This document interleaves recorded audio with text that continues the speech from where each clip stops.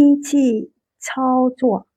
机器 mesin 操作ปฏิบัติการ机器操作trongនិយាយអំពីការប្រើប្រាស់ mesin khaiបើក关បើក mesin khai 机器បិទ mesin 关机器有មាន问题បញ្ហាមានបញ្ហា有问题 mesin មានបញ្ហា机器有问题请យើងធ្លាប់រៀនហើយបបហៅថាសូមដើម្បីធ្វើឲ្យ clear នោះរៀងគួរសមសូមពិនិត្យ mesin ពិនិត្យ检查请检查机器តើ mesin យ៉ាងម៉េចហើយថាម៉េច怎么了 mesin យ៉ាងម៉េចហើយ机器怎么了មានបញ្ហាមិនអាចប្រើប្រាស់បានមានបញ្ហា有问题នឹងអាចមិនអាច不能ប្រើប្រាស់គឺ使用បើយើងប្រើតែពាក្យវាគឺ使用ប៉ុន្តែក្នុង clear យើងអាចនិយាយថា用បានអញ្ចឹងមិនអាចប្រើប្រាស់不能用សូមពិនិត្យ mesin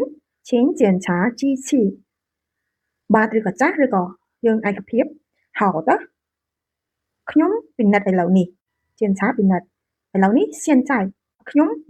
ពិនិត្យឥឡូវនេះពេលវេលាយើងដាក់នៅមុខសកម្មភាពអញ្ចឹង我现在检查ពិនិត្យឥឡូវនេះមិនមែនចង់សំដៅទៅថាពេលវេលាគឺសំដៅទៅដល់សកម្មភាពយើងត្រូវតែធ្វើវាភ្លាម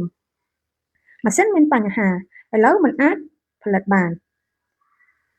机器有问题ឥឡូវ现在មិនអាច不能ផលិត生产机器有问题现在不能生产សូមបិទម៉ាស៊ីនជាមុនបន្ទាប់មកពិនិត្យបញ្ហា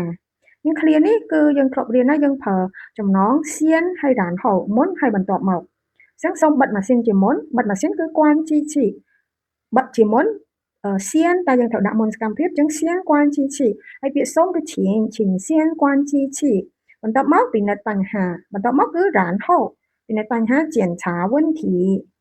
ម៉ាស៊ីននេះត្រូវការជួសជុលពាក្យជួសជុលគឺ维修ហ្នឹងគឺជួសជុលទាមទារបច្ចេកទេសខ្ពស់ដូចជាគ្រឿងម៉ាស៊ីនជាដើមជួសជុលធម្មតាយើងប្រើ修理ប៉ុន្តែបើត្រូវការរៀងបច្ចេកទេសយើងប្រើ维修ម៉ាស៊ីនមួយនេះត្រូវការជួសជុលត្រូវការគឺ需要维修ត្រូវការជួសជុលម៉ាស៊ីនមួយនេះ这机器ម៉ាស៊ីននេះប៉ុន្តែរាល់របស់អីជាទូទៅគឺត្រូវមានឯកតាសម្រាប់ម៉ាស៊ីនឯកតាគឺថែគ្រឿងមេរៀនមុនយើងនិយាយអំពីឯកតាតែយើងមានលើកពីពាក្យគ្រឿងវិញអញ្ចឹងមេរៀននេះយើងមានឯកតាថ្មីគឺថែយើងមកប្រែថាគ្រឿងម៉ាស៊ីនមួយគ្រឿងនេះត្រូវការជួសជុល这台机器需要维修